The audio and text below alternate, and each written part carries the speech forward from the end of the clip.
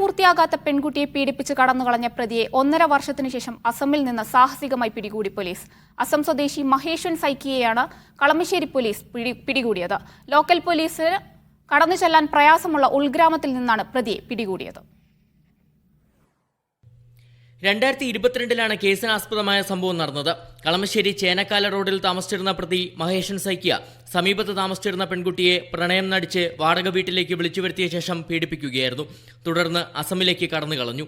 അരുണാചൽ പ്രദേശിനോട് ചേർന്ന് കിടക്കുന്ന ഉൾഗ്രാമത്തിൽ നിരോധിത സംഘടനയായ ഉൽഫ ബോഡോ ഗ്രൂപ്പുമായി ബന്ധമുള്ള ആളുടെ വീട്ടിലാണ് പ്രതി ഒളിവിൽ കഴിഞ്ഞത്. കഴിഞ്ഞ വർഷം അസമിലെത്തി പ്രതിയെ പിടികൂടാൻ കളമശ്ശേരി പോലീസ് സംഘം ശ്രമം നടത്തിയെങ്കിലും ലോക്കൽ പോലീസിന്റെ സഹായം ലഭിക്കാതെ വന്നതോടെ മടങ്ങുകയായിരുന്നു.